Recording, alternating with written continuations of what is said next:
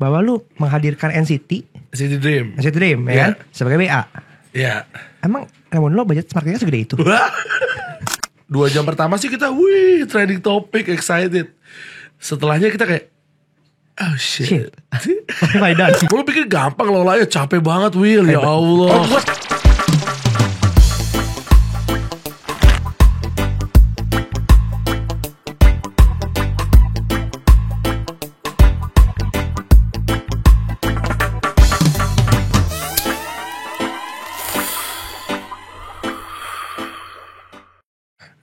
Membiasakan batuk. Batuk itu keren. Ini parah ini. Guys, balik lagi di Linting. Jadi hari ini gue kedatangan satu tamu luar biasa ya. Bapak komunitas Indonesia. Iya. Bener gak sih? Enggak juga. Terlalu overclaim kalau kayak gitu. Tapi bukankah kita harus sombong di dunia ini? Oh ya udah, emang saya Bapak Komunitas Indonesia. Sedap itu dia. Bapak Irfan Prabowo. Iya, ada kata Prabowo-nya di akhir itu. Kemarin pilih siapa, Pak? Prabowo. Tadi gak ngomong gitu kayaknya. Saya tidak siap jadi oposisi. Yuk, Indonesia Emas 2045. Enggak cemas? Enggak. Ngomong-ngomong soal nama lu ya. Yeah. Kan lu kayak gak ada nih di Tor nih. Gak ada nih.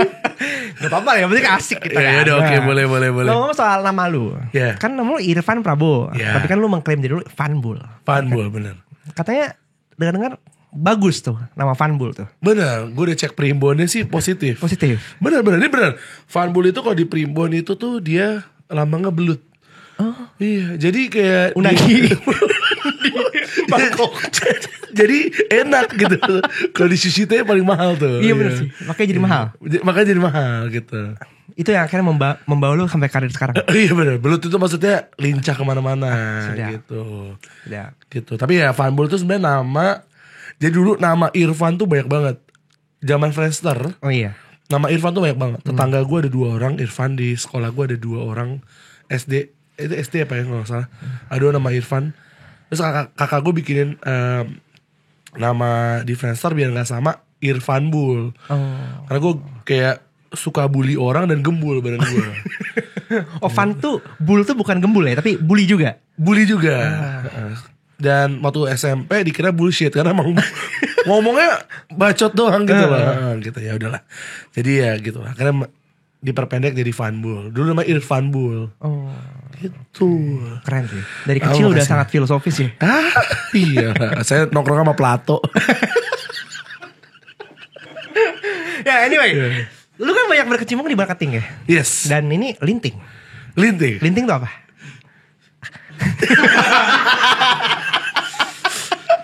Halo BNI.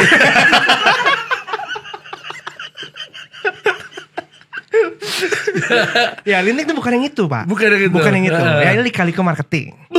Keren banget gak sih? Keren banget. Jadi kita mau main marketing di sini nih. Let's go. Tadi kan udah main primbon kan? Yes. Primbon. Penyebutan nama. Yes. Fanbul, bully, gembul, campur-campur. Bullshit gitu. Cerita dong pengalaman karir lu sebagai orang patah banget ya.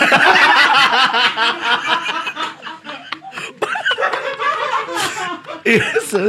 Gimana ya Will ya kayak gimana ya, ada itu namanya bridging gitu, kayak harusnya deh kayak lu ngomong iya gue juga dari bidang marketing gini gue tuh ngerasa marketing gini. Nah kalau sendiri buat lu gimana, pengalaman lu gimana sih marketing bisa, gitu Pak. Karena kita sekarang hidup dunia yang kebanyakan basa-basi, nggak menjawab sebenarnya. Langsung instan aja deh. Walaupun patah. Tapi itu the point, langsung kita intinya mau apain gitu. Iya. Apa tadi pertanyaannya? Apa tadi pertanyaannya? Marketing.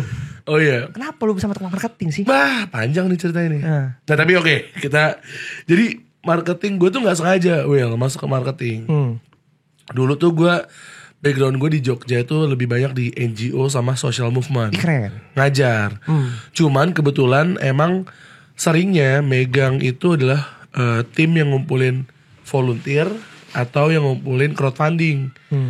Ngumpulin duit. Dan pasti berurusan sama nulis, berurusan sama ngecap, ya kan, berurusan sama sosial media gitu. Jadi emang dulu backgroundnya itu terbiasa lah buat nulis. Cuma waktu itu kayak beberapa kali ngerasain kok kita udah ngerasa yang mau kita lakuin di NGO tuh bagus nih, pengen ngebantu orang, tapi kok gagal terus. Gagalnya bukan karena nggak ada yang mau ngebantu, tapi kayak gagalnya kayak karena kita nggak punya professional experience yang cukup. Oke. Intern lah gue ke marsbanget.com waktu itu.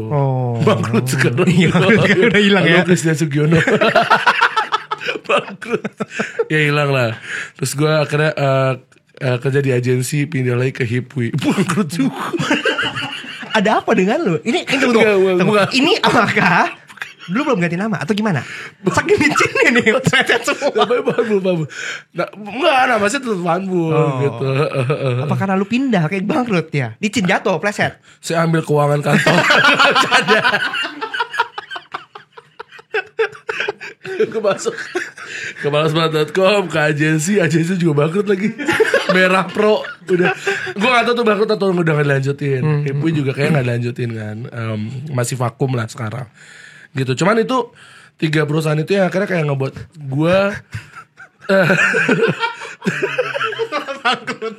Bukan, gue aja gak bangkrut ya alhamdulillah. 3 perusahaan itu yang ngebuat gue alhamdulillah ketagihan gue. Jadi kejebak enak gue di marketing. Selain juga secara salary ya lebih menarik kan, ya kan. Habis itu kayak secara tantangan juga lebih seru. Habis itu kayak ketemu anak-anak dari dunia profesional yang lebih dynamic. Ya udah, gue ke Jakarta kan bikin agensi lagi sama partner gue ada Pasili, ada beberapa mentor gue. Bikin juga. agensi sendiri tuh? Bikin agensi sendiri, namanya Connor. Masih jalan alhamdulillah. Tidak bangkrut. Karena lu yang bikin.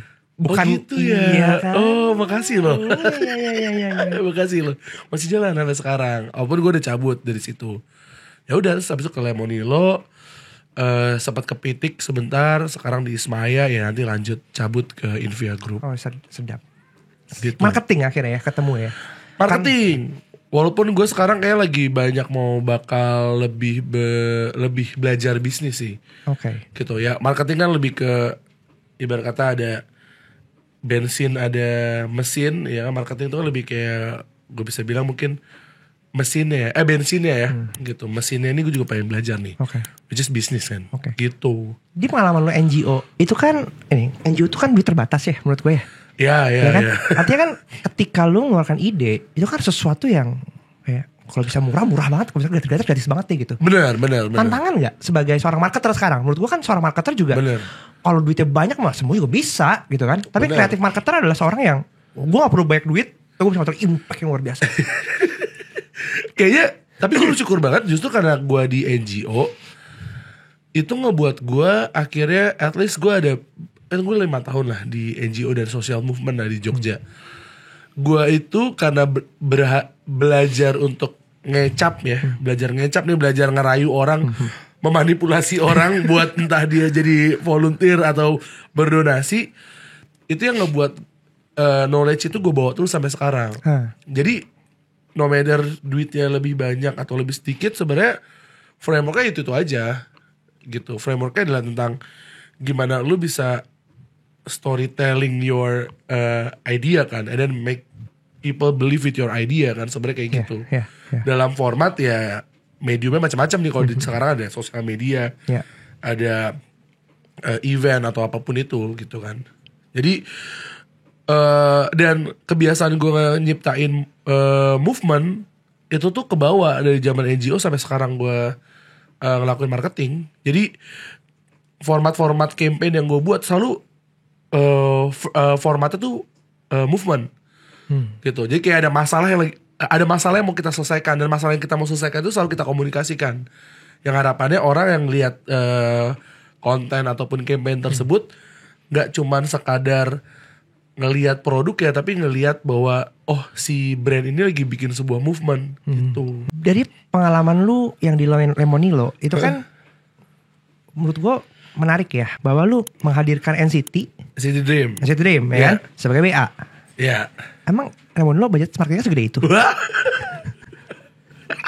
Karena gini ngomongin lumayan lah. ya kan Korean datang mahal pasti kan? Mahal kan? Mahal. Of course, tadi lu bilang framework lu adalah lu ngelihat satu isu, kemudian itu jadi satu movement. Ya, Dan Korean Wave ini kan luar biasa masif ya, maksud gue, community-nya, engagement-nya. Dan gimana cara lu waktu itu bisa meyakinkan bos lu? Oke.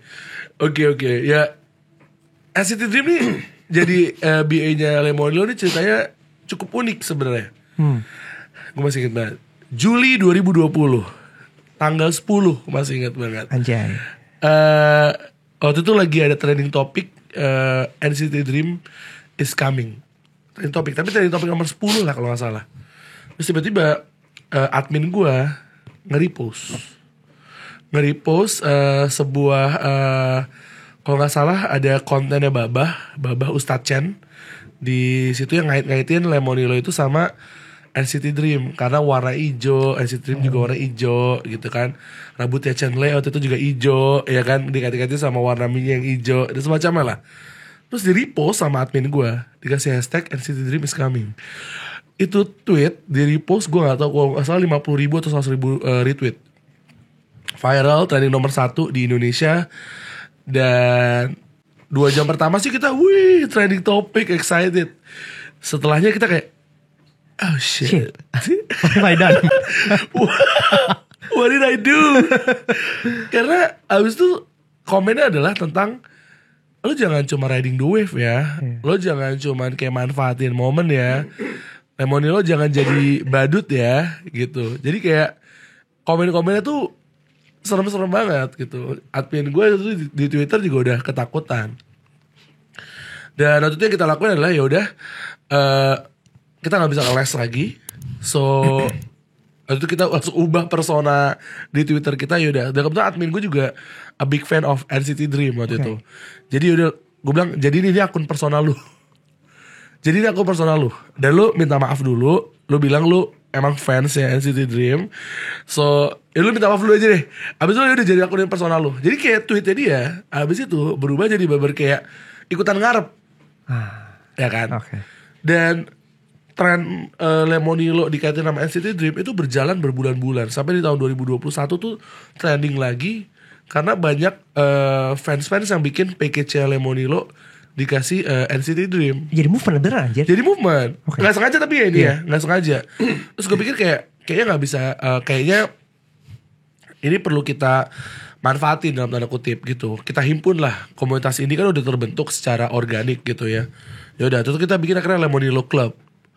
Lemonilo Club adalah ya basically sebuah komunitas buat wadahnya para anak-anak muda ini. Untuk ya mereka sharing soal life journey-nya lah, termasuk bagaimana kecintaan mereka sama NCT Dream gitu. Terus setiap beberapa bulan sekali, setiap berapa minggu sekali bahkan kita bikin acara kayak karaoke bareng, online, yang daftar ribuan gitu. Until one day Lemonilo itu kan sebenarnya segmennya adalah ibu-ibu yang punya anak kan. Iya. Segmen terbesar ya untuk mie-nya. Karena ya ibu-ibu itu mau ngasih mie yang lebih sehat ke anaknya gitu. Walaupun dia masih konsum mie yang lain, ya kan. Tapi dia mau ngasih mie yang lebih sehat ke anaknya gitu. Dan kalau untuk brand mie yang lain, ya udah punya banyak fans loyal ya. Iya. Iya kan. Iya. Ibarat kata ya lidah lu udah gak bisa lepas dari micin lah. Iya kan. Benar. Termasuk gue juga sebenarnya ya udah mie itu ya brand mie yang lain itu gitu. Akhirnya kita tuh berpikir kayak gimana ya ngeluasin segmen kita. Tapi nggak yang directly compete sama brand mie existing gitu. Karena mereka udah kuat banget di segmen mereka gitu. Yang kita lihat bahwa segmen yang baru adalah ya anak-anak muda nih Gen Z waktu itu. Yang mereka masih belum loyal dan mereka masih explore gitu. Jadi gue bawalah that idea ke CEO gue gitu bahwa if we want to explore the new segment, so it's supposed to be Gen Z. Dan kita sekarang udah punya nih komunitasnya, udah punya movement ya gitu. Gas nggak nih gitu. Waktu itu gue dikasih challenge lah sama bos gue ya, untuk bikin kayak quick survey. Kalau misalnya Lemonilo jadiin ambasador, siapa yang kamu harap jadi ambasadornya? Kita masukin apa? BTS juga kita masukin. ada NCT Dream, BTS, pokoknya akhirnya ngevote NCT Dream tuh sampai lebih dari 50.000. Bukan nomor 1 tuh, ngalahin dari yang lain yang kita vote. Ya udah, dari situ dibawa lagi ke CEO gue, bisa yaudah coba explore, kontak deh SM Entertainment. Gitu. Itulah awalnya. Itu adalah terjadinya di tengah tahun 2021. Udah mulai kontak, ya udah kontak-kontak, akhirnya mereka juga tertarik dan alhamdulillahnya adalah mereka mau ngasih 7 member karena sebelumnya cuma 5 member kan di brand-brand lain gitu. Ini this is the first time mereka ngasih 7 member. Gitu. Wah, berita baru lagi. Ya udah. Januari 2022, 1,5 tahun setelah kejadian di bulan Juli itu, kita launch gitu. Movement yang kita bangun adalah wujudkan dream kamu. Karena ini kan ya kayak dream come true kan. Iya kan. Kayak dulu cuma bercandaan, tweet nggak sengaja, kita bentuk komunitasnya. Dari komunitasnya awalnya marah-marah karena dikira kita cuma riding the wave, sampai akhirnya mereka menjadi bagian dari komunitas kita, sampai akhirnya beneran kejadian NCT Dream itu jadi ambasador kita. Gitu ceritanya. Panjang ya? Panjang. Udah gantian lu ngomong. Gue minum dulu. Ini kan blunder ya sebenarnya. Gak apa-apa, minum aja. Ini kan blunder ya. Sebagai orang head betul ya? Head ya. Ini tim lu blunder, bikin bencana malapetaka. Tapi kan lu berhasil mengkapitalisasi itu menjadi sebuah opportunity yang akhirnya memberikan benar-benar kayak good advantage lah buat brand yang lu handle gitu kan. Kapan lu bisa mitigasi kayak, oh ini salah, ini nggak boleh, ini boleh, ini ada opportunity, ini enggak gitu. Nah, apalagi ya tadi ngomongin soal ini kayak lu mewakili brand loh, ya kan banyak orang yang takut ya kan, tapi dengan kesalahan ini justru malah membuka jalan gitu. Gue mulai ngerasa, jadi awalnya memang kita euforik lah, dan this is new. Maksudnya buat gue sendiri pun, gue never been berurusan sama fans K-pop gitu. Dan gue belajar lagi gitu. Dan abis itu gue tempat telepon teman dekat gue yang emang kebetulan dia fansnya NCTzen lah dia. Dia suka NCT Dream gitu. Gue telepon dia. Terus gimana nih? Pokoknya advice dia adalah hati-hati. Karena bisa jadi ntar produk lu malah di ban lah sama mereka. Karena waktu itu kan isunya lagi NCT Dream mau graduate lah atau semacamnya. Malah kita kesannya malah menebar garam di luka gitu kan kesannya, riding the wave di momen yang nggak tepat gitu. Jadi dari situlah akhirnya gue ngerasa kayaknya we made a mistake sih gitu. Dan itu tuh sampai ada yang WhatsApp gue bro, WhatsApp gue untuk lu jadiin NCT Dream beneran brand ambassador ya gitu. Gue gak tau dia dapet nomor dari mana. Gue percaya sih dari LinkedIn sih. Oh, okay. Jadi dia nyari LinkedIn, nyari kayak marketing Lemonilo, ketemu gue, dia mungkin premium, dapat nomor gue, dia WhatsApp gue. Nah situlah gue kayak we made a mistake. Dan ya udah itu kita bener kayak malam-malam langsung meeting, kita apa ya harus kita lakuin. Dan dia karena si admin tim sosmed gue juga fansnya NCT Dream, ya dia ngerti lah sebenarnya untuk berkomunikasi sama si fansnya ini gimana gitu. Instead of like top down kayak brand ngomong sama audience, ya udah jadikanlah brand ini sebenarnya a part of the audience gitu. Ketemu solusi kayak gitu. Keren kan gue? Keren sih. Karena jadi portfolio bagus ya. Bagus ya. Membuat aktivasi mendatangkan K-pop artis. Ih keren lah gue. Alhamdulillah. Iya kan? Nanti sekeren itu gue ya. Fanbul ya, licin, belut. Unagi. Tapi pada akhirnya setelah itu bisa di-engage, KPI-nya apa gitu? Si bos ngomel gak? Kayak anjing mahal nih coy gitu kan. Ya KPI pasti sales lah. Ngaruh.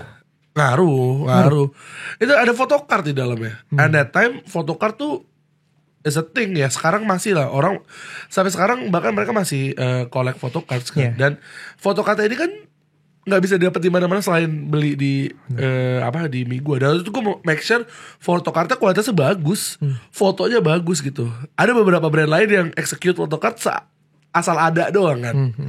Kita enggak, kita bener kayak make sure itu bagus gitu. Dan emang salesnya naik terutama 3 bulan pertama lah. Masif ya langsung. Lumayan. Dan itu masif. berhasil men-shifting target audience lo yang sebelumnya main ke ibu-ibu kemudian jadi Gen Z sekarang. Yes. Masif banget. Jadi waktu itu sampai di titik dimana kayak ada beberapa kita juga punya komunitas yang ibu-ibu kan, Lemon Little Moms Club gitu ya. Ya mereka juga sampai ada yang komen kayak kenapa anak gue minta nih sekarang Lemonilo gitu. Iya. Part of community marketing kan sebenarnya kan. Part of community marketing. Dan di FMCG ini kan susah ya ngedobrak market share tuh susah. Iya. Gitu. Apalagi kalau misalnya lawannya adalah big player yang memang mereka udah punya spot di mana-mana gitu ya. TV udah mereka blok, radio atau bahkan OH udah mereka blok lah gitu. Ya susah nih untuk ngedobrak awareness-nya mereka gitu. Itu baru di level awareness, belum sampai di level kayak likability-nya gitu. Nah itu susah gitu. Nah makanya sebenarnya di campaign itu tuh ngedobrak di beberapa hal. Pertama awareness langsung masif dar. Karena ada photocard ya, langsung dari orang aware cepet tuh langsung ke tahap interest-nya. Ya kan? Sampai akhirnya ke tahap transaksi gitu. Gitu. Jadi memang kalau waktu itu gak ada fotokarta mungkin beda cerita. Dapetnya awareness doang. Gitu. Justru gimmick limitednya itulah ya sebenarnya yang membuat akhirnya orang mau convert. Kan funnelingnya langsung jatuh ke dalam transaction.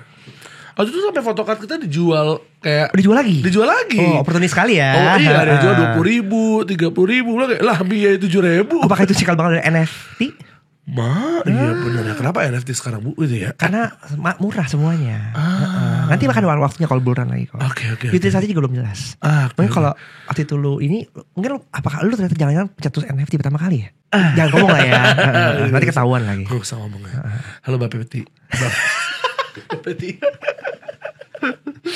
Tadi gue nanya apa? Gue juga lupa nanya apa.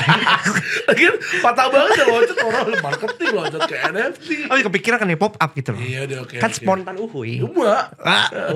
Gimana komeng di Jawa Barat? Gak tahu ya. Tapi kayaknya semua orang pengen jadi komeng deh. Gitu. Iya kan. Murah sih kosnya. Oh iya bener. Gak ada yang pengen jadi adul. Ini lebih patah lagi sih. Cuy. Tadi gue mau ngapain lupa. Apa? Yaudah gue nanya dia sama lo. Kalau menurut lo emang gimana campaign Korea-Koreaan gitu tuh dari kacamata lu sebagai marketer gitu ya, is it works or no gitu? Karena banyak loh ini sekarang yang lakuin sih sekarang udah banyak banget. Iya. Gitu. Kalau dulu kan ya mungkin ada beberapa brand doang yang akhirnya mengeksplor ke situ. Secara community engagement besar banget ya. Memang ya kita ngambil figurnya untuk ambil komunitasnya gitu. Tapi ketika semua orang melakukan yang sama kan jadi akhirnya cuma berebutan doang. Iya. Kan pindah-pindah doang gitu kan. Ya orang ini gak loyal jadinya. Sekarang mungkin saat ini idolanya lagi di brand satu. Betul. Kemudian dia brandnya pindah ya, ikutan aja udah. Bener. Itu yang gue rasain. Safari jadinya kayak. Itu yang gue rasain sih. Jadi makanya sebenarnya dulu pun pas lagi momen gue sama NCT Dream juga gue juga concern hal yang sama. Karena kan sebenarnya ada brand lain yang juga sama NCT Dream. Iya. Di waktu yang bersamaan. Gitu. Walaupun bukan kompetitor. Gitu. Itu something tuh. Bukan kompetitor. Jadi waktu itu kita mau memastikan kita ngasih experience yang terbaik nih ke audiensnya. Gitu. Karena at the end of the day ya figurnya sama gitu. Yang akan membedakan adalah experience-nya. Gitu. Jadi kayak dari konten kita, video kontennya kita tuh we'll make sure adalah itu video dari brand dengan NCT Dream dengan personal NCT Dream yang ngomong bahasa Indonesia terbanyak. Gitu. Karena itu kita waktu discuss itu kita ada FGD dulu sebelum kita bikin campaign-nya tuh. Karena gue gak tahu gue gak tahu Gen Z itu kayak gimana, gue gak tahu tuh dunia K-pop ini gimana. Jadi kita ada 4-5 kali FGD sama audiens yang berbeda-beda. Ada yang anak SMP, anak SMA, kuliah gitu ya. Ada yang fansnya NCT Dream, NCT 127, ada yang fansnya BTS gitu. Gue pengen tahu tuh kayak gimana gitu. Sampai kita nemu kok, kalau lu pakai bahasa Indonesia udah pasti mereka bakal potong-potong dan sebarin. Bener. UGC-nya jalan. Awareness jadi jalan. Kayak satu konten jadi UGC banyak banget potong-potong di mana-mana. Gitu. Jadi experience-nya itu kita make sure itu bagus banget. Sampai kita juga bikin ada kotak khusus yang itu adalah VIP package khusus yang di situ namanya Dreambox. kita desain sendiri. Setiap konten kita waktu itu kita keluar, backgroundnya tuh ada hidden gem gitu. Misalnya kayak, aduh gue lupa siapa member yang kayak dijulukin lumba-lumba, atau ada desain lumba-lumba di belakangnya, ada detail-detail kayak gitu. Sampai kayak si fansnya tuh notice gitu, gila Lemonilo thoughtful banget nih gitu. Gila 5 kali FGD, sampai gue punya satu dokumen isinya adalah membernya siapa, hobi apa, kebiasaannya, abis itu kayak hal menarik tentang dia gitu. Punya tuh gue. Dan itu sebarin ke semua tim marketing, ke CEO. Kita juga pas kita lagi ada press con gitu kan.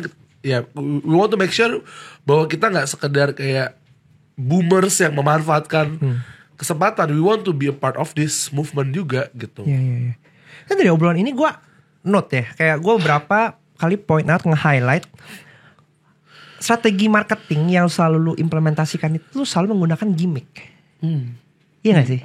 Kayak tadi lu, ini community marketing, tapi lu implement satu gamification di situ, atau gimmick tertentu, produk, ya kan, yang itu experience. Gue inget di kemarin market, lu juga bikin majalah di foto. Iya. Personalization gimmick, ya kan, yang membuat gimmick itu kayak seorang yang nerima experience, wow, special. Iya. Di kala yang sekarang gitu ya, kita ngomongin tentang community marketing, banyak brand yang berlomba-lomba membangun komunitas, ya kan? Tapi maintain komunitas itu susah. Iya. Gimana pandangan lu tentang apakah emang semua brand itu wajib membangun komunitas sendiri, atau mereka bisa kolaborasi dengan minutes manager misalnya? Boleh lah. Kemudian ya gitulah, mengintegrasikan itu kayak. Iya. Gue tuh poin gue experience tuh penting ya. Jadi kayak gue ngerasa 3 faktor penting di dalam sebuah marketing adalah, satu produk, ya udah pasti jelas lah. Produknya. Gue kadang-kadang kalau udah gak pede sama produknya, gue udah tahu kapan ini bakal flop apa enggak gitu. Tapi kan kadang-kadang ada produk yang bisa anak marketing involve untuk produk lu kayak kurang kuat deh, lu bisa gak improve dulu. Tapi ada kadang-kadang enggak gitu, ya udah jalanin aja gitu. Yang kedua adalah storytelling ya lah, gitu. Ada apa cerita yang bisa gue bawa gitu. Ya mungkin kalau di dalam marketing unique selling point ya, or et cetera, manifestonya gimana. Tapi ini gue bilang storytellingnya. Yang ketiga experience ya gitu. Kadang-kadang apalagi di F&B, yang kemarin kan market itu kan di F&B kan. Gue ngerasa launching F&B ya udah emang kayak gitu aja gitu ya. Lu ngundang influencers ya kan, datang makan, enjoy the food gitu. Dan produknya juga sebenarnya ya pasti akan ada produk-produk yang spesial, tapi ya most likely gitu, bakal ada kemiripan lah sama tempat-tempat lain gitu. So ya yang akan membedakan adalah experience ya gitu. Jadi itu yang gue masukin ke dalam launching brand ataupun yang gue pegang gitu. Nah kalau dalam konteksnya community, kalau tadi pertanyaan lu tentang kayak gimana sih community itu perlu ada, setiap brand tuh perlu ada community apa enggak? Gue tuh ngelihat lebih ke brand lu tuh naturally memang membutuhkan community to amplify your product or not gitu. Tapi komunitas tuh akan selalu ada di dalam setiap brand.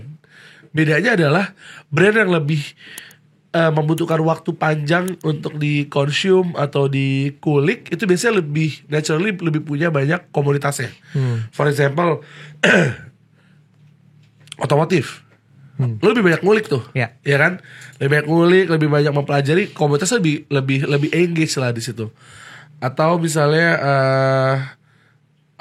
game, ya kan, lebih ngulik dan lu spend di produk itu tuh lama, gitu. Tapi kalau misalnya let's say sabun cuci tangan, ibu-ibu sih. Iya, ibu-ibu ya kan. Tapi kan sebenarnya kayak dia menjadi komunitas bukan karena gue menggunakan sabun cuci tangan gitu. Gue pakai sabun cuci tangan ini, lu juga kita tuh komunitas ya, gitu. Enggak gitu. Biasanya akhirnya itu yang akhirnya perlu dibuat another experience yang directly or indirect itu berkaitan sama produknya, gitu. Nah, tapi ngebuat another experience itu butuh budget.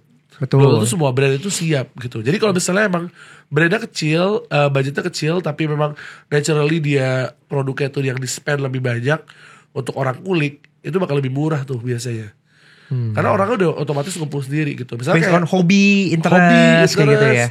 Jam, ya kan? Iya. Orang ngulik kan gitu. Jadi tinggal brandnya tap in untuk mensupport aktivitas yang dilakukan oleh komunitasnya. Betul. Karena mereka udah jalan sendiri kan. Karena mereka udah jalan sendiri gitu. Jadi bagian dari hobi tersebut gitu. Tapi apakah harus bikin sendiri belum tentu juga gitu. Kayak gue di Lemodilo kayak sekarang juga komunitasnya yang aktif kayaknya tinggal yang di Mamsnya tuh. Karena emang nature-nya tuh yang bakal berkumpul dan berkomunitas ini biasanya lebih ibu-ibu kan. Iya benar. Ibu-ibu tuh sangat perlu bonding dan juga support system satu sama lain gitu. Jadi emang naturally mereka berkumpul dan saling support. Nah itulah akhirnya lebih mudah buat brand mengelola ataupun mensupport komunitas tersebut gitu. Cuman yang lain pasti akan lebih susah sih. Gen Z itu susah ya di maintain ya. Karena mereka masih jumping. Tapi apakah dengan tipikal Gen Z sekarang yang memang mereka sangat fanatik ya, dan mereka willing semangat freedom atau gue banget gitu tinggi, itu lebih mudah untuk di-guide ketika kita mau bangun komunitas? Gue bisa bilang iya sih. Karena sekarang kayak era multi passion points kan.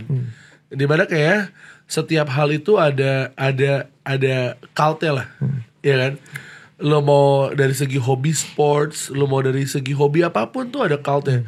Dan gue liat banyak kegiatan-kegiatan yang dibikin sama para Gen Z ini nih, yang emang kayak gue aja gak ngerti deh apa gitu. Lo tau ini gak sih kayak Slow Move Bazaar? Apa itu? Slow Move Bazaar itu tuh kayak di BSD ya, di Ice BSD. Itu bandnya tuh nganggur tuh, gue gak tau. Tau lo? Thrifting kan? Okay. Y2K-ish gitu loh. Gue gak ngerti men. Tapi itu yang bikin Gen Z rame banget. Dan komunitasnya kuat banget. Gen Z banget. Terus gue lupa ada satu acara di Jepangan gitu, yang itu yang buat Gen Z dan emang korek kuat banget. Dan itu rame banget. Katanya datang sampai 100,000 orang gitu. Jadi ya kayaknya mereka tuh akhirnya punya. Tapi gini, karena mereka have too many options ya menurut gue. Karena kan aksesnya terbuka lebar buat mereka. Mereka have too many options, so they will pick options yang paling represent mereka, dan dia klik di situ kalau menurut gue ngeliatnya. Gitu. Tapi ya bukan berarti mereka bakal loyal di satu aja gitu. Menurut gue mereka bakal punya beberapa untuk merepresent diri mereka gitu. Itu yang menurut gue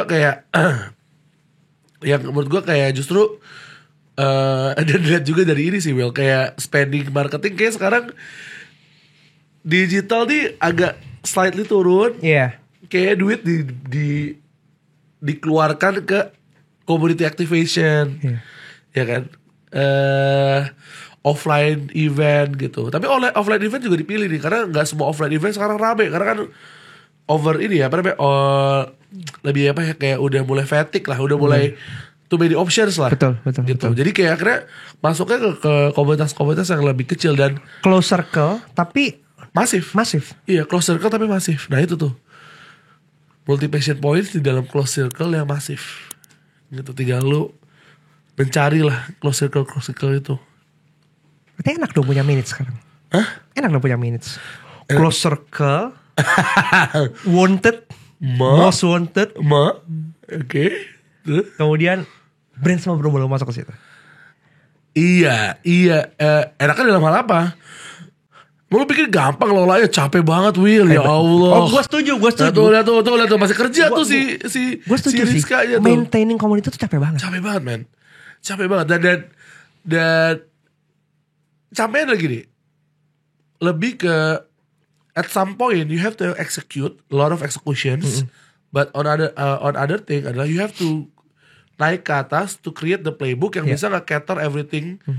Gak cuma di sekarang tapi in the next 5 years kayak gimana gitu. ADRT-nya gimana, rules-nya gimana gitu. Kayak ini gimana nih rules of the game-nya nih ketika ada case A dan case B gitu. Itu baik banget karena ngurusin manusia kan. Betul gitu. Jadi kayak enaknya adalah lebih ke sekarang kalau di MOM lebih ke lo nyari mau belajar sama siapa, gue mau ketemu siapa, ya ada aja gitu. Itu building akses, opening banyak akses juga kan. Bener. Kayak gue kalau gak ada MOM gue mungkin gak bakal kenal sama lo, ya kan, bisa ngobrol sama lo. Lebih ke kalau gak ada MOM gue gak kenal sama lo. Kayak gitu. Kalau gak ada MM gue gak kenal lu. Enggak sih, gue gak kenal lu sih. Fanbul. Oke. William. Iya. Thank you ya udah mau di sini. Iya, love you. Iya, love you. Cuman kalau gue waktu itu gini. Kalau di MOM sendiri, waktu itu gue lahir dari keresahan gue sendiri. Dan kebetulan keresahannya ini mewakili banyak keresahan orang lain. Lu keren sih tapi. Resah jadi movement. Wah, resah jadi program campaign. Waduh, iya. Tapi menurut gue itu emang salah satu trigger yang paling sustain. Iya. Karena kan lu melakukan sesuatu itu berdasarkan satu hal yang mau pengen lu dorong, ya kan? Bukan seasonal aja. Yes, dan mungkin yang gak kelihatan adalah sebenarnya gue melakukan beberapa MVP sebelumnya. Versi-versi kecil. MOM tuh dimulai dari kayak tahun 2021 gitu. Kita baru officially launch kan 2023. 2021 tuh kita udah bikin sesi-sesi kecil yang ngumpul cuma 5 orang gitu. Enak kan rasanya kayak punya that kind of close circle gitu. Nah, enaknya ini nih pengen gimana cara to scale this up gitu. Dan itu butuh setahun lebih tuh kayak akhirnya back and forth, nyari siapa yang kira-kira bisa jadi co-initiatornya dan nyari nemu format yang win-win gitu. Sampai akhirnya ketemu format-format yang bisa kayak misalnya ada datang meet up. Di situ ada konektor yang prinsipnya no one left behind. Terus lu datang meet up, everybody is important, ya kan? Kayak kalau lu datang ke sebuah acara kan sering kayak yang important adalah ya dia pembicaranya. Iya, betul. Ya kan? Ini semua orang important yang datang ke situ gitu. Nah, that kind of experience yang sebenarnya juga di-build playbooknya dari setahun sebelum si MOM itu launch gitu. Gitu. Jadi I think susahnya ngebangun komunitas adalah lebih ke kayaknya nggak semua orang punya capital, time atau capability untuk bisa memformalize sesuatu yang akhirnya kayak udah otomatis sustain gitu loh. Kayak gitu. Karena agak beda ya sama building bisnis gitu. Iya. Challenge-nya dulu sama-sama berat nih menurut gue. Betul. Gitu. Jadi ya itu sih kayak dan playbooknya juga belum tahu gue nyari di mana gitu. Kebetulan itu S2 gue juga memang S2 gue ngebahas tentang brand community.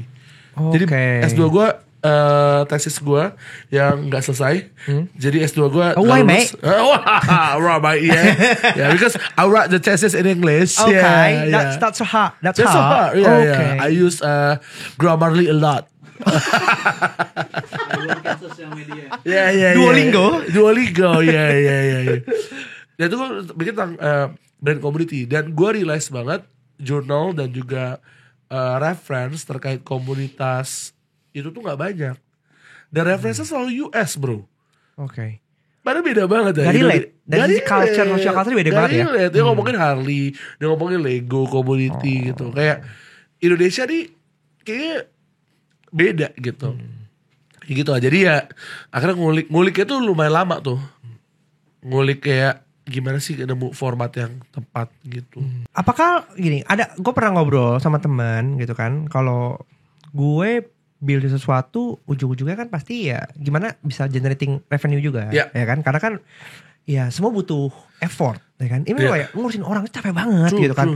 Lu punya pekerjaan masing-masing. Terus ini ada extra effort lagi loh yang lu keluarin loh, ya kan? Kalau nggak paid off, apakah kita hidup by value doang? Probably nggak juga pada akhirnya, ya kan? Apakah komunitas itu boleh dimonetize? Atau gimana cara lu memonetize itu? Ya, menurut gue apakah komunitas itu bisa dimonetize? Bisa. Tapi banyak kesalahannya adalah ngelihat komunitas ini sebagai pool, sebagai kolam ikan yang ikannya bisa dipancing. Kalau prinsipnya kayak gitu kan habis lama-lama ikannya ya. Betul. Gitu. Kalau gue ngelihatnya adalah komunitas ini tuh kayak bendungan men, kayak bendungan yang kayak selalu ngalir dan kebetulan aliran ini ngasih lu energi. Energi ini bisa lu jual, ya kan? So it's supposed to be something yang indirect lah kalau menurut gue. Nggak yang directly kayak lu jual komunitas lu gitu. Kalau misalnya kayak gitu lu bisa jadi kalau bisa di MOM sendiri tuh kayak lebih kayak gimana ya, kayak ngebuat sesuatu ini jadi party. Win-win. Tapi ada yang belajar juga. Ada yang belajar juga sambil party. Ada yang liburan juga. Iya, sambil party. Tapi itu organik ya? Organik. Gue ngeliatnya kayak seru sih, kayak apa ya? Bisa menghadirkan orang-orang yang mereka punya inisiatif sendiri dan bisa disambut sama yang lain. Benar gitu. Apalagi kalau soal party. Tapi kita gak selalu party. Kita juga ada yang sports gitu. Jadi abis party kita besoknya olahraga bareng. Abis itu party lagi. Capek jauh. Ini suara saya sudah serak karena kebanyakan itu. Cuman apa namanya kalau gue lihatnya adalah apa sih yang dicari sama membernya. Karena kayak misalnya lu, kalau misalnya pengurus nih sekarang atau member deh yang jadi panitia gitu. Kalau misalnya gue harus bayar mereka, kita harus bayar mereka. Betul. Mahal banget. Betul. Gaji mereka udah gede-gede banget. Iya, ya kan? Gak kuat lah OPEX ya. Di sisi lain adalah kalau gue ngelihat di dalam lu berkarir kan lu ada satu jadi value ya, untuk monetary value gitu kan, atau lu cari growth, ya kan, atau lu belajar, learn gitu kan. Nah satu lagi nih ada part yang belum tentu di kantor tuh lu dapat, fulfillment, kayak perasaan you are a part of something and you are contributing something gitu loh. Ya lu manfaatkan itu. Untuk ayo sini bantuin gua. Iya, kayak kita berjuang bareng. This is the belief ya kan. Kayak kita berjuang bareng gitu ya. Dan dimana ketika lu bikin acara, contohnya nih simpelnya gini, acara di profit. Mau profitnya dari party, ditaruh di community treasury. Di community treasury dipakai budgetnya buat program edukasi, gitu. Sosialis bro, kita kita apa dana apa kita gotong royongin ini gitu. Effort gotong royong. Jadi kayak bulan Juni itu acara 20-an lebih. Betul kayak ngomongnya, Juli kita rehat kali ya gitu. Kan bisa. Gak bisa. Acaranya 20-an lebih lagi. Kan kalian ambis banget kan. Iya. Dan itu acaranya lahir dari teman-teman pengurus dan member sendiri gitu. Jadi emang bukan yang sesuatu yang top down disuruh. Kalau misalnya gue yang nyuruh, kayaknya gak bakal, acara cuma 1-2 paling. Betul, setuju. Gitu. Kayak mereka juga, kalau misalnya di anak-anak kayak pengurus, kalau misalnya gue ngomong kayak gini-gini dong, bisa jadi gue langsung ditolak men. Jadi kayak saya tidak ada harga diri dan power dari saya sebenarnya. Para pengurus. Tapi gini, apa yang membuat itu bisa terjadi? Karena menurut gue gini, orang brand bikin komunitas, okay? Mereka biasa kayak, kita mau shaping komunitas seperti ini. Karena membernya nunggu, sifatnya mereka pasif, ya kan? Sedangkan apa yang terjadi sama MOM ini kan mereka aktif, ya kan? Apa sih faktor yang bisa membuat member itu aktif selain party? Gitu. Gue ngeliatnya gini, ini mungkin harus ada studi ya. Gue juga butuh juga sih kalau misalnya ada studi yang bisa ngebahasin. Tapi gue ngeliat ada cycle yang terjadi di dalam MOM. Yaitu adalah misalnya lo ngerasa gue di sini ngerasa dihargain ya. Dan gue ngerasa gue dapet value di sini gitu. Dan lu ngeliat yang ngasih yang ngasih lu experience yang menyenangkan itu adalah teman-teman lu yang lain, yang dia jadi panitia, yang dia jadi sponsor gitu. Next time lu juga pengen jadi panitia atau jadi sponsor. Gitu. You want to giving back. Next time ya gue yang dapat manfaat itu dari lo. Next time ya gue yang pengen jadi panitia jadi sponsor. Jadi it's becoming a loop gitu loh. A loop of like apa ya? Gue bilang kayak supportive gitu, kayak lu ngerasa di-appreciate, lu ngerasa you are part, ya tadi lu bilang a part of something. Dan gue ngerasa gue perlu pay it forward juga. Gitu. Dan itu sebenarnya hal yang gue baca juga dari kayak yang daftar jadi pengurus. Yang daftar jadi pengurus kita 500 lebih gitu. Title-nya macam-macam. Ada yang C-level, head, junior, manager, macam-macam. Ada yang eksekutif, associate gitu. Levelnya macam-macam. Tapi benang merah semua adalah dari situ adalah mereka pengen giving back. They don't have a platform to giving back. Dan satu lagi, nah ini paling penting. Dan ini kayak berkaitan juga kenapa mereka mau aktif. Lo tau istilah third space kan, Will? Iya. Jadi kayak first place is home, second place is kantor ataupun kampus tempat lo beraktivitas, and then the third place. Third place ini adalah the place where you feel belong. Nah, third place ini tuh di era yang semakin modern dan urban ini, third place tuh udah mulai hilang. Gitu. Kayak dulu banyak orang bilang kayak third space itu adalah museum, taman gitu. Oke lah, Jakarta we are lacking of taman misalnya. Betul. gitu kan, nggak kayak di negara-negara lain. Tapi actually di Belanda mereka lagi bikin ada movement besar yang baru terjadi, ada offline club. Oh, oke. Konsepnya simpel banget. Lu bayar 10, 15, 20 euro. Oh, bayar tapi? Bayar 10, 15, 20 euro. Lu datang ke cafe, lu datang ke gereja atau tempat yang mereka set up gitu. Lu gak boleh ada gadget. Di situ lu cuman kayak menganyam, melukis, ngobrol, baca buku. Dan benang merahnya adalah it's a third space buat mereka gitu. Jadi kenapa akhirnya member-member pada aktif, I think MOM ini akhirnya becoming a third space for professionals gitu. Keren Gitu. Keren pasti. Keren sih, emang betul ya. Karena ketika kita hidup di Jakarta probably waktu udah habis dengan kesibukan di kantor. Tapi ya kayaknya banyak orang yang pengen melakukan sesuatu lagi. Yes. Dan probably apa yang lakukan kan ya itu tempat buat belajar, buat socialize, buat pengen impact. Pengen nongkrong. Kadang-kadang pengen nongkrong. Gue tuh sering banget pengen nongkrong sama teman SMP gue, teman kuliah gue. Problemnya siapa yang mau arrange? Betul sih. Datang mah mau gue. Iya kan? Nge-arrange gak mau gue. Apalagi jadwal mereka yang pada sibuk. Di MOM pada saling arrange kan. Betul. Nah itu akhirnya lu kayak, jadi gue belong here nih. This is a part of my community. Dan banyak banget. Gue sekarang kayak, kemarin gue baru ngecek mutual gue sama MOM. Mutual account Instagram gue sama akunnya MOM. Mutual gue tuh 800 lebih. Karena semuanya lu. Semua tahu lu gak sih? Bukan. Tapi prinsipnya adalah menurut gue akhirnya kita tuh kayak akhirnya punya banyak teman baru. Betul. Cepet banget loh. Karena like network di saat ini adalah aset. Exactly. Ya kan? Gitu. Dan in average misalnya gue ngecek sama member-member yang lain gitu. In average gue cek lah randomly misalnya sama lu. Ntar gue coba cek nih sama lu. Pasti mutual gue malu jadi banyak gara-gara MOM. Betul. Gue cek ya sekarang ya. Boleh gak saya Boleh, cek? boleh Pak. Boleh ya saya cek sekarang ya. Nih, headphone saya beli bekas dari tim saya. Ya. Siapa nih nama kamu? William Pak. Bukan Willy Salim. Bukan, itu saya gak punya duit kayak dia. 222 keren. mutual. Kurang banyak tapi ya. Tapi kurang banyak. Tapi Gue mesti buat itu 400 kayaknya. Average sama anak MOM tuh banyak yang di atas 200 bener setuju gitu. sih, betul sih. Sama teman SMP gue, sama teman kuliah gue aja, atau enggak sama tim kantor gue yang udah 4 tahun kerja bareng, itu di bawah 100, 90, 80. Sama anak MOM yang baru setahun kenal, 250, 300, ada 400 gitu.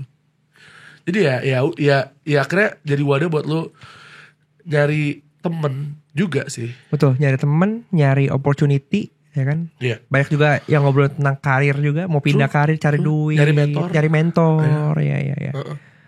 Nice. Tapi apakah dari sisi sekarang gitu kan, ini kan banyak yang mereka tuh apa, Gen Y, Gen Z, campur ya, banyak yang Gen Z, banyak yang millennials gitu. Mungkin kayak paling dominan millennials sama Gen Z kali ya, 20 sampai 35 ish gitu. Kalau kan Gen Z kan, 25 kan.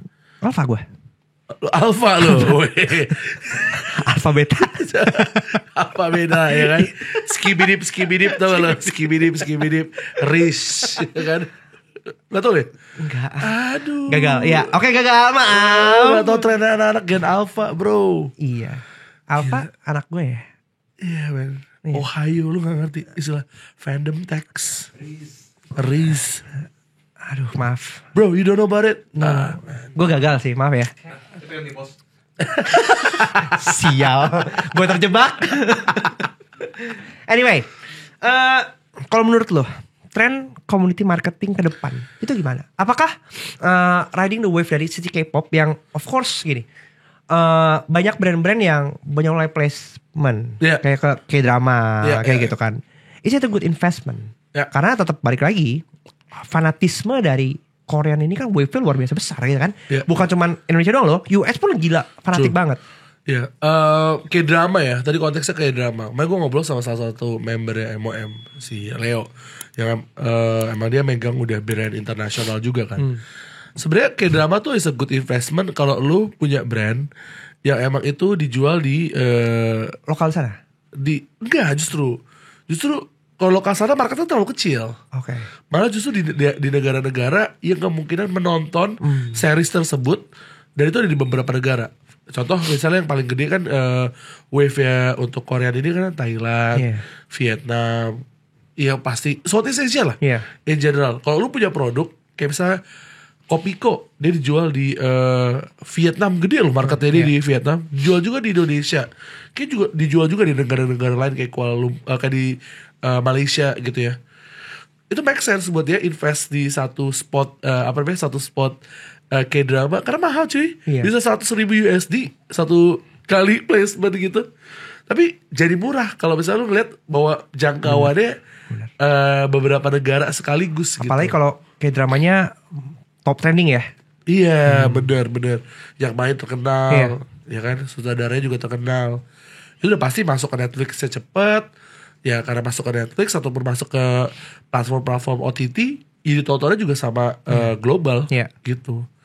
Jadi itu worth it kalau misalnya memang global sih audiensnya gitu. Nah tapi ke depannya community marketing kayak gimana? Menurut gua Indonesia terutama multi passion points nih bakal jadi makin besar nih ke depannya. Gitu ya, tadi lu bilang niche tapi mass gitu, itu bakal makin besar. Jadi kayak marketer tuh udah gak bisa kayak lu ngelihatnya satu. Betul. Gitu ya. Apalagi gini deh, ya contoh niche tapi mass itu tuh contoh paling bener adalah algoritma TikTok. Algoritma TikTok adalah niche tapi mass, ya gak?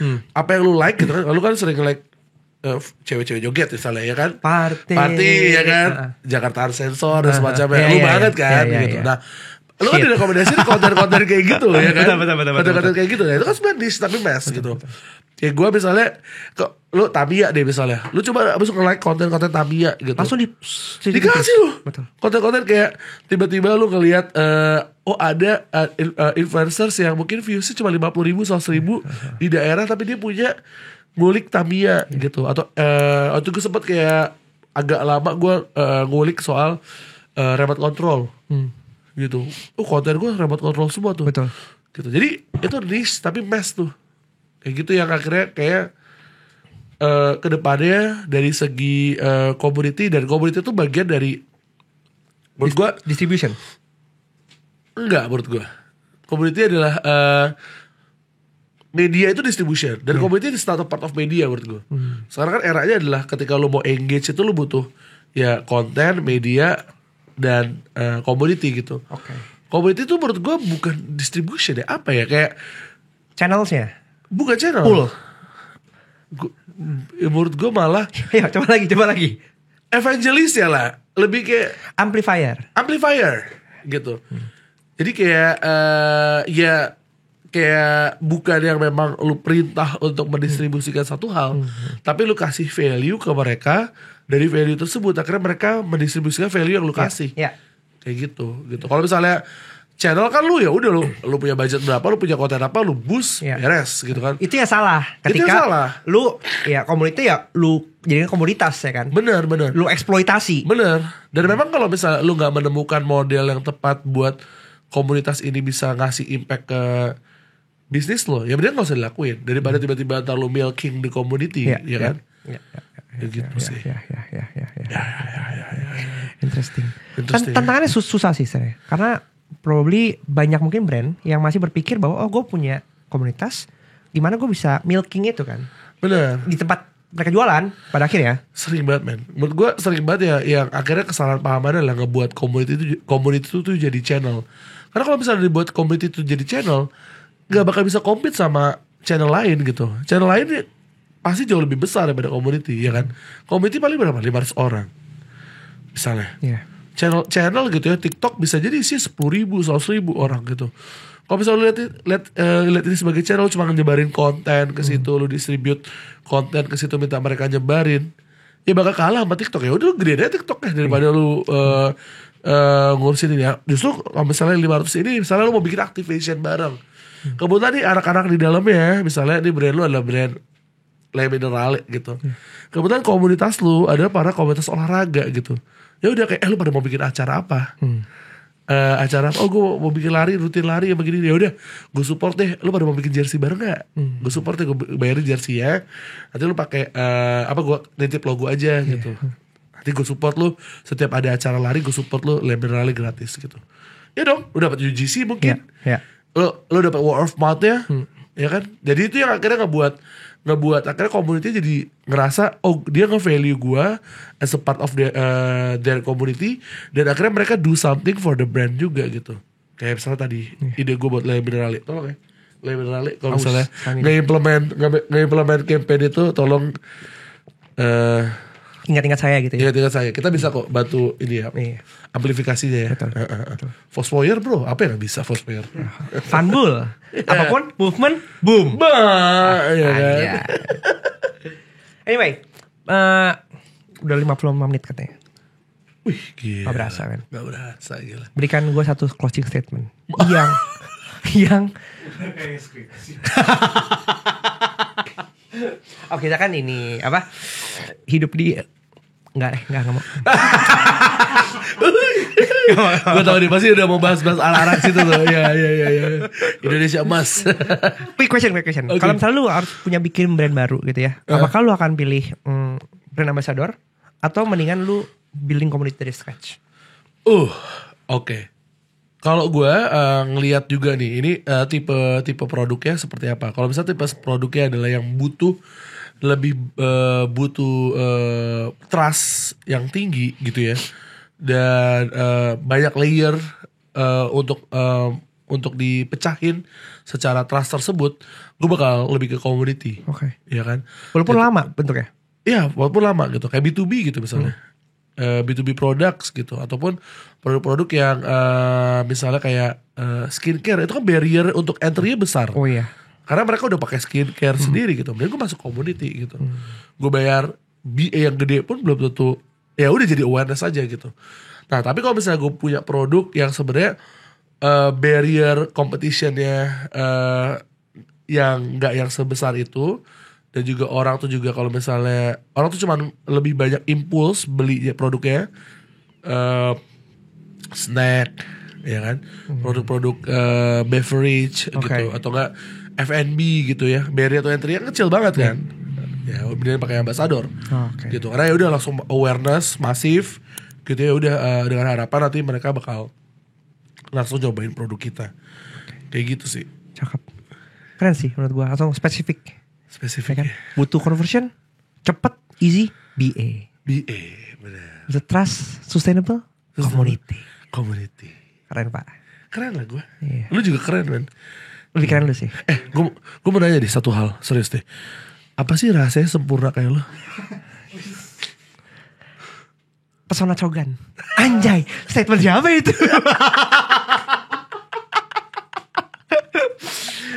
Pip gitu.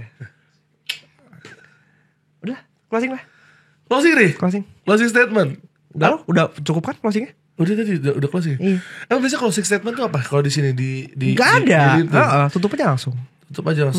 Ya kan udah. kita mau ngelinting lagi lanjut. Rokok ting we, linting dewe. Iya. Oke, thank you.